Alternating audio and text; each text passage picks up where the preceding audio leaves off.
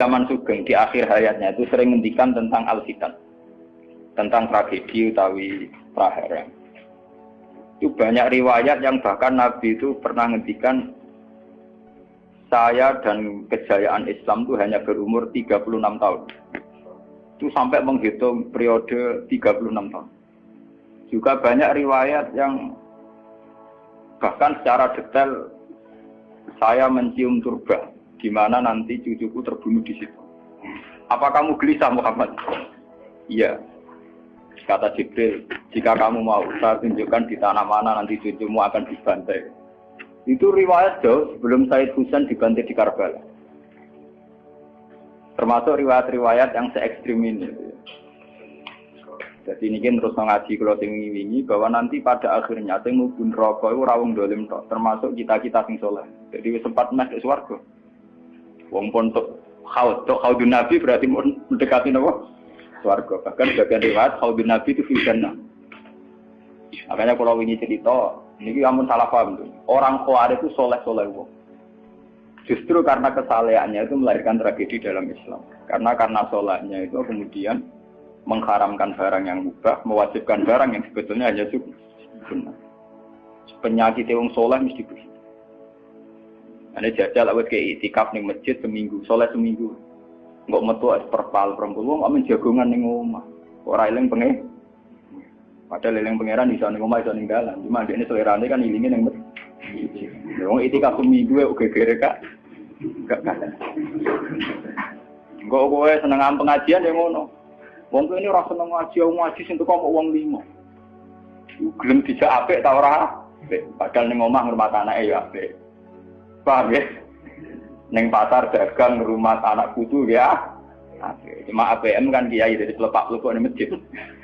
Tapi gara-gara pelepak-pelepok di masjid seminggu kira-kira tengah. Terus menfonis orang lain. Wah kata. Jadi sebentuk kesalehan itu pasti melahirkan tragedi. Itu tadi, kamu iktikaf di masjid seminggu saja. Kamu akan janggal sama orang-orang yang berkeliaran di jalan-jalan. Hanya kamu anggap tidak sebaik kamu. Apa dengan Tuhan kalau di jalan-jalan terus? Kamu nyai di satu daerah yang ngaji 10, 20. Nanti kamu kecewa. Orang sini gak seneng ngaji, gak seneng kebenaran, gak seneng kebaikan. Padahal orang yang di rumah mungkin ngerawat anaknya juga ibadah. Gitu guys. Ngerawat keluarganya juga ibadah. Hanya karena dia tidak ngaji sama kamu anggap tidak ibadah. Padahal di rumah juga ibadah dia. Nah ini orang Khawarij dengan background kayak itu paling mudah begitu. Sehingga orang-orang ini nanti ketika sudah sampai ke surga, kemudian ketemu Nabi, kata Nabi mau disampaikan ke Haudun Nabi. Dia mau sampai ke telaga Nabi. Tapi pas mau sampai ke telaga, terus Nabi diingatkan oleh Allah, Mas, mereka tidak layak masuk surga. Innahum qad ahdatsu ba'dak. Mereka bikin bid'ah setelah kamu. Tapi itu umatku ya Allah, saya kenal mereka kenal saya. Ya, tapi sukon itu harus dijauhkan dari surga. Dan ini kalau cerita, kenapa kesalehan melahirkan tragedi? Ini kalau cerita. Dalam semua sejarah dunia, selalu tragedi itu dimulai dari kesalehan. Ya, mun bener sing terlambat kan, sampean ngaji ya. Semua tragedi dunia itu dimulai dari kesalehan. Paling enggak klaim kesalehan. Ya, paling enggak klaim apa? Karena semua sebentuk kesalehan atas nama agama tentu langsung dikaitkan dengan Allah, bertautan dengan hukum Allah. Kalau sudah kamu yakin itu hukum Allah, tentu kamu dengan mudah akan menghukumi kafir siapa saja yang menentang, karena kamu anggap melecehkan hukum Allah. Akhir dari itu tentu kamu akan tahlilud dam. Nak ngono wong iku halal darah. Ini rungokno tenan. Karena setiap pelanggaran atas nama agama tentu dianggap melanggar hukum Allah. Jika orang yang mengklaim demikian kan mudah mengkafirkan orang lain karena dianggap wani pangeran. Paham ya? Nah, kalau sudah menvonis orang lain berani Tuhan, tentu darahnya dihalalkan. Kayak kasus kaum Khawarij. Sebetulnya saat Ali Muawiyah itu melakukan konflik atau terjadi konflik, saling bunuh, saling perang, kelompoknya Ali Muawiyah saling serang, itu kan tragedi duniawi biasa. Dalam hidup pasti ada gejolak, ada demonstrasi, ya, ada perebutan kekuasaan. Sebetulnya itu kan fenomena sosial biasa. Misalnya kiai drengki-drengkinan. Masa kiai drengkinan mbek bakul bakso kan gak. Bakul bakso drengki-drengkinane mbek bakul. Orang malah mbek bakul es rukun. Ndak bisa kamu logika panas musuhnya adem, bakul bakso jejer bakul es rukun. Mergo bar mangan bakso tuku. Tapi bakul es padha ademe tukaran. Mergo saingan, iku nunjukno nek saingan sak jenis. Mulane kaya aku rada aman. Mergo sing nyaingi aku kudu alime sekali beraku aman. Paling wong saingi ade aku adir wis lomba. Padha kelas-kelas ringan kan musuhe nggih kelas. Ora nek nak ngalim tulisan kaliber. Dadi rapati di musuh. Ada ngalime kaliber terus fasilitas biasa. Wong rapati nyucu, wong rapati hormati, wong ape drengki apaan? Wong kula yo mak turu temangsang ning kos drengkeni apa? Mun kula elmoni ya, dadi wong rapati drengki mun kula elmoni. Dadi ngalime kaliber fasilitas biasa. Wah aman. Kok kayak ini? Aman, itu istihad. Jadi untuk menjaga keamanan. Ngalime ra kaliber yang dadi wong nyucup, wong dobar, itu mesti wong mencep. Alim sepi, kok wong dobar gegere gak karuan. Niku termasuk strategi ngadepi apa prahara. Artinya sakit di ilmu sebenarnya secara ijtihad itu bisa napa? Bisa ten. Lalu kulon biasa lama-lama teng kula mriko ngumbal we anak kula. Enggak, nggih biasa ana mobil direngkes monggo bareng kula. Kak, lagi benekes. Kula betul mobil. Nah, ono omah muter pirang-pirang. Nah itu memang gitu ya, karena kita trauma dengan sejarah. Ketika Khawarij meyakini Ali melahirkan sulmatan fiddin, melahirkan pencitraan agama. Salmatan fiddin, sulmatan fiddin itu pencitraan agama. Muawiyah juga dituduh demikian, salmatan fiddin. Akhirnya orang Khawarij lewat kelompoknya itu ada sekelompok orang yang ditugasi membunuh Ali, ditugasi membunuh Muawiyah, dan ditugasi membunuh Amr bin As di Mesir. Semua tokoh-tokoh besar Islam itu melahirkan tragedi Islam, harus dibunuh semua. Itu yang keputusan gitu tuh lewat kesalehan. Mereka orang-orang soleh, orang-orang khusyuk, senang iktikaf, senang zikir. Dia punya keputusan sing lahirno tragedi dalam Islam. Makanya kamu jangan kaget, kenapa di Irak itu banyak perang saudara, di Mesir, di Sudan, di Khartoum, di Darfur, di Somalia. Itu kalau sudah perang berani mati, karena mereka mengatasnamakan agama. Nah, kalau agama berarti merasa dia punya titah Allah, titah Tuhan. Sehingga kelompok lain ya orang Sunni bantai Syiah, Syiah bantai Sunni itu biasa. Makanya kita disyukur, kalau bolak-balik ini kita harus syukur sebagai bangsa Indonesia. Bangsa Indonesia di filosofi berdoluri, soalnya bergeremeng-geremeng ngelas yang berduri. Orang terus ini kita syukur jadi wong Jawa. Cari rasa cocok, mau gerudal. Misalnya rasa-rasaran kiai beda partai yang mau gerudal, bagus sekali. Karena ada sampai pembunuhan. Paling banter sing dikisi pelatihan ngirim tarmihim. Ayo tak pikir ramalan gini, tak pikir kode ramalan tindak. Ya paling misalnya mati dikisi yang ngeluh sidik-sidik. Orang anti mati. Paham? Semenjak itu tragedi itu tidak dimulai dibunuh non-Muslim, tapi dibunuh orang Islam. Semenjak peristiwa Ali Muawiyah. Dulu Umar itu matinya masih keren. Umar itu dibunuh oleh seorang Yahudi, Abu Lulu, seorang Majusi, Abu Lulu al-Majusi. Era Utsman banyak riwayat mengatakan yang membunuh itu banyak yang tidak Islam. Tapi era Ali, Muawiyah sampai Said Husain itu yang membunuh orang Islam semua. Bahkan sulahahum, orang-orang yang kategorinya soleh.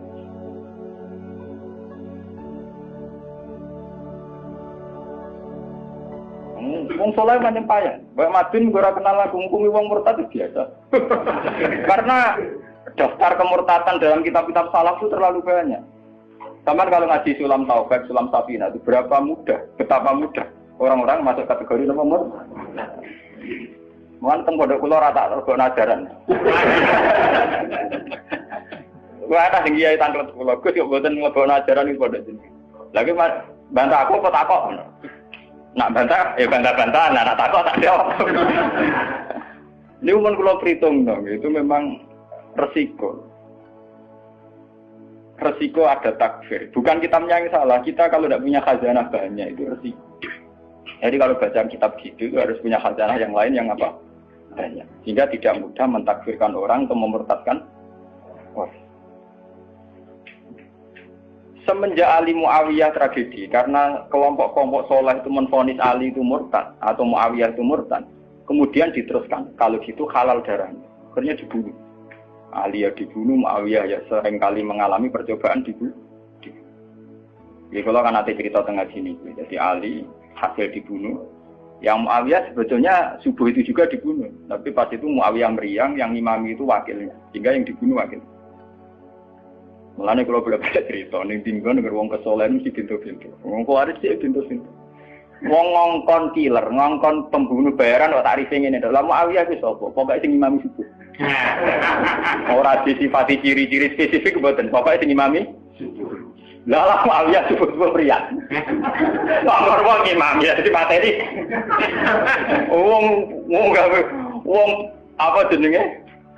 Apa itu istilahnya tugas-tugas yang super bahaya kok tarifnya pokoknya senyum itu wah kemproh waraine sing piye kotak ta piye tangune sing piye kemudian polisi diseketas ora tarifnya pokoknya sing imami mami meriah nasibnya apik jadi ora pembunuh profesional. Walhasil semenjak itu tragedi dimulai dari takfir. Setelah itu ada era Muawiyah punya anak Yazid. Yazid ada isu dia seneng nyabu, seneng ngeflek. Dia orang yang nakal saat jadi pemimpin. Orang Islam sholat tersinggung. Wong kok dipimpin wong dolim. Seorang Islam ekstrem wong kok dipimpin wong ra sholat. Wong ra bener kok mimpin wong bener. Akhirnya Madinah bergejolak. Madinah bergejolak ini kemudian banyak yang mervokasi Said Husain supaya ngambil alih kepemimpinan sinten. Sampai nak cerita ini tragedi ke saya. Walhasil Said Husain akhirnya lewat bantuan orang-orang Kufah. Orang Kufah itu saat ini dari wilayah Irak. Ya. Jadi kayak Kufah, Asfahan, terus Nahrawan itu ikut wilayah Irak dulu. Ketika Irak pecah dengan Iran, ikut wilayah apa? Iran. Dulu yang situ semua itu namanya orang dulu kalau bilang itu Kufah sama Basra. Gitu, makanya kalau di kitab-kitab Nahwu semua kitab salah kalau bahasakan kawasan itu, kalau tidak kawasan Kufah ya apa? Basra. Sekarang di bahasa internasional lebih dikenal Irak semua, tapi kalau dulu orang bilang itu Kufah, Basra, Nahrawan, Asbahan, Khurasan. Itu kan dan Rosamban. Orang-orang Kufah datang ke Madinah. Ya Husain, karena Yazid itu zalim, kita-kita yang nanti di Kufah siap membeat jenengan jadi khalifah, siap dukung jenengan jadi apa? Khalifah. Ini ku mengkudeta kepemimpinan ya Yazid. Said Husain sebagai orang junior, beliau konsultasi sama Sayyid Ibn Abbas. Ibn Abbas itu pernah paman, karena Ibn Abbas itu misananya Nabi. Ya, Ibn Abbas itu kan misananya sinten Nabi. Beliau itu sugeng nanti era Said Husain ya. Ibn Abbas sugeng nanti era Said Husain. Ketika Said Husain konsultasi sama Ibn Abbas, dihentikan ini. Yabna ammi al-Kufah la tafi. Sopo sing ape dukung kowe? Tiang Kufah ya ammi. Wong Kufah atau jujur. Wong Kufah itu bulet gak welet. Al-Kufah la tafi. Wong Kufah nak janji atau nepah? Nepah. Dulu kayak kawasan Kufah ini sampai kalau cerita sejarah, ben sampean roh. Kan tiap daerah kan diterkenalan dewe-dewe. Ono daerah terkenal Bedol Guri, ono daerah terkenal Badoan. Ibu tenan ora tiap daerah kan diterkenalan dewe-dewe. Yang repot terkenal Bedol Guri, ono terkenal kayak Madura Badoan, ono terkenal daerah, oh daerah kono medhit kabeh. Nah, kalau nang Sunda, wah wani wong lanang kan tiap daerah dia terkenalan sendiri-sendiri. Paham ya? Karena perilaku budaya orang mesti ada ciri. Nah, itu di era itu. Kufah itu punya ciri khas al-Kufah la tafi. Wong Kufah mesti ora ju, tenang. Walhasil akhirnya Said Husain minta maklum ya, minta supaya dimaklumi. Ya Ami, saya ini sudah bertekad untuk menuruti permintaan orang-orang Kufah. Jadi meskipun paman saya melarang, saya tetap berangkat. Kata Ibn Abbas, ya sudah kalau itu jadi keputusan kamu. Mulane Said Husain terkenal Said sing brengkel. Mulane kena dititeni. Said sing turunan Husain, ini rata-rata brengkel-brengkel. Nggih, kados orang Iran itu rata-rata Sayyidnya Husain. Kados Abdul Qadir, kados Sayyid Muhammad itu Al-Hasan. Makanya kalau Sayyid Muhammad itu Al-Hasan rata-rata karena Sayyid Hasan dulu itu yang punya keputusan amul istima. Jadi tidak mau perang. Sehingga era Sayyid Hasan yang dikatakan amul istima. Tahun bersatunya umat. Era Husain betul. Walhasil wala-wala cerita Sayyid Husain kersok dibawa orang Kufah menuju Irak. Pas sampai Karbala. Terus Sayyid Husain bilang gini sama pengawal-pengawalnya, ini sampai mana? Ini Karbala ya Husain. Saya Husain hadhihi karobun wa bala. Ini karobun, kesusahan wa balaun dan tragedi ujian. Delalah pasukan yang dikirim Yazid bunuh Sayyid Husain ya pasti mudi Karbala. Dan itu yang diperingati orang Syiah di 10 Muharram, yang disebut tragedi Karbala. Makanya bendera-bendera Syiah itu tulisannya ya Husain karena orang Syiah meringati hari meninggalnya Husain itu jadi hari suci betul. Hari besarnya orang Syiah itu hari tragedi Kabupaten Sinten Husain, yaitu di Karbala. Nah kemudian versi cerita itu bulat. Kalau versi Sunni, karena Sunni model Kiai Indonesia, model versi Husnudzon, itu jari ini pengawalnya Muawiyah itu tidak disuruh bunuh, disuruh konsultasi saja. Cuma mereka overacting bunuh. Sehingga dalam keyakinan Sunni bahwa Yazid itu tidak dosa-dosa amat karena tidak nyuruh nama. Tapi nak cara Syiah, nyatanya mata ini kok dikelah-kelah, mata ini ya mata. Wah semenjak itu lahirlah kelompok Syiah besar-besar. Siapa yang berbau Yazid, berbau Umayyah harus dibunuh. Kemudian dendam ini dijilmakan menjadi kelompok besar di dunia, ini Syiah. Nanti sama. Si Aduh nak muji-muji kaya-kaya agama itu dimulai Husain. Yes. Wes ngono Husain lalah bin Ali. Di Nabi Muhammad idola sentrale Ali. Terus yang dianggap kesatria prajurit napa? Husain. Sehingga agama versi Syiah itu ya tiga itu. Muhammad, Husain, Ali. Karena referensi agama Syiah itu hanya ini. Ali zaman sugengnya Nabi ya terkenal pahlawan perang, terkenal kesatria perang. Husain ya kesatria perang. Jika orang Syiah tidak punya rujukan kecuali sejarah kesatriaan. Ngadepi Musa wani mati. Kata Iran saat ini Ahmad Benedek itu orang Iran perasaannya begitu. Ngadepi Musa mati, wani mati. Beda perasaannya ahli sunnah karena ahli sunnah idola no sahabat sing kuno ya idola. Sing ora jelas ya napa? Idola. Wah, kira sahabat macam-macam. Jale madung idolakno sahabat topo sing nak ana perang mirip. Terus Mustafa ngidolakno topo sing ora jelas penting itikaf. Itu kelebihannya Sunni karena ngakui semua sahabat jika perilakunya variasinya banyak. Lho tenan iku boten kuyon lho. Karena variasi idolanya napa? Banyak. Jika orang Sunni bentuke beda-beda. Mungkin dah kepet itu. Mungkin dah kepet sing ngene. Oh pengamat itu ngamati salat ngono paling pusing. Muga ana sing standar. Salate Muhammadiyah, PKS, Salafim di standar. Carane wong ngono pusing. Dia ini terkenal alim. Allahu Akbar. Ana sing waswas Allahu Akbar. Allah.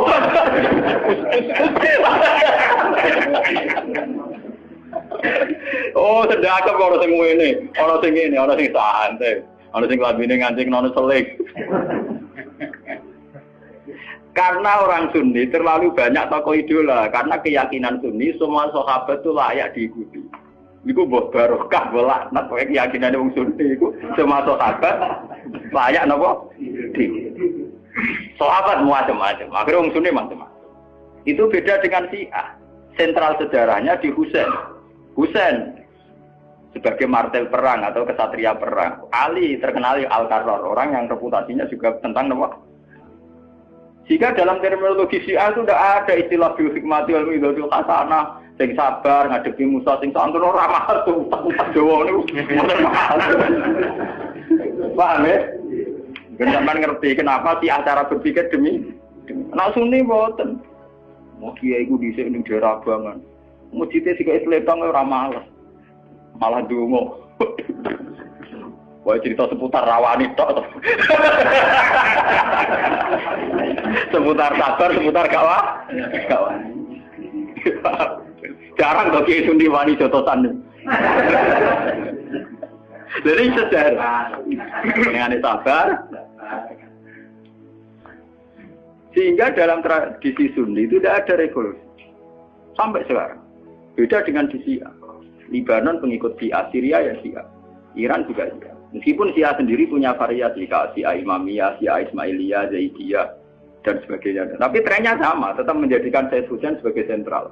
Emang ada nonton TV kan nonton benderanya Syiah tulisannya apa? Ya apa? Ya Hussein.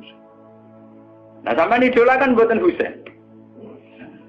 Idola Hasan. Said Hasan itu rasa seneng perang. Tapi semua ya kok. Jadi ya Pak Kiai Jawa perang barang. Germapan sidik, nopo poli. Ya, jadi sejarah berulang. Ya apa-apa. Jadi perang repot. Mau yang mirip perang. Itu cerita. Bon akhirnya setelah era Yazid, kemudian ada dinasti-dinasti. Kemudian era Yazid karena bin Muawiyah disebut dinasti Umayyah. Orang-orang penggemar Husain karena Husain itu mimpi Rasul melahirkan dinasti. Jadi disebut dinasti Fatimiyah. Sebenarnya dinasti Fatimiyah itu bukan dinasti turunan Husain, betul. Karena saking cintanya ke Husain mengatasnamakan dinasti apa? Fatimiyah. Ada perang. Walhasil wala-wali zaman nanti dinasti Fatimiyah itu kuasa. Ketika kuasa sempat bikin Al-Azhar. Jadi Al-Azhar dulu itu barokahnya dinasti Fatimiyah. Al-Azhar itu dari kata Fatimah Zahra. Af'al tafdilnya Zahra itu Al-Azhar. Kayak Hasna, kalau mu'anats kan Hasna. Kalau bahasa Arab untuk af'al tafdil Al-Ahsan. Jadi kalau Zahra berarti menjadi Azhar. Itu karena bahasa saja kayak Hasna mu'anats, kalau Ahsan untuk af'al tafdilnya. Jadi kalau Zahra jadi apa? Azhar. Jadi kata Fatimah Zahra. Ya sudah begitu. Artinya semenjak tragedi Ali Muawiyah itu kemudian orang Islam itu sudah perang terus sama Islam terus. Ya, dinasti Umayyah, digusur Abbasiyah, Fatimiyah terus begitu. Sampai terakhir di Seljuk kayak zaman era Bauddin Leng, Timur Leng dan sebagainya. Kemudian agak bersatu saat terjadi perang salib, yaitu disatukan oleh kepentingan melawan Pangeran Philip dari Prancis dulu saat menyerang Baitul Maqdis. Itu ada perang salib satu yang dipimpin Salahuddin Alaihi. Itu mendingan karena ada musuh. Nanti kadang musuh itu dibutuhkan oleh dari Sayyidina Imam Syafi'i ngendikan musuh yang berpikir luwih apik dibanding kanca. Kok kanca ku nek ana musuh tukaran musuh dhewe, kancane dhewe. Mane sakjane partai-partai Islam kudu duwe musuh bersama. Malah dhewe partai-partai dhewe Islam kah? Islam. Jadi mesti kalau di Indonesia dijajah Belanda ya sepakat, pokoknya penting londo diusir. Beda agama, beda partai musir Belanda. Jadi rana Belanda, rana Jepang, ya usir-usiran. Itu sejarah. Mulai dulu trennya sejarah begitu. Nah, semenjak itu sudah disebut fitnah. Kalau sudah fitnah itu la tusibanal ladzina dzalamu minkum. Yang kena tidak yang salah saja, yang soleh juga kan kena. Kalau fitnah itu sudah kena, sudah jatuh, pasti yang kena semua. Yang soleh juga ikut kena. Akhirnya orang-orang soleh itu banyak yang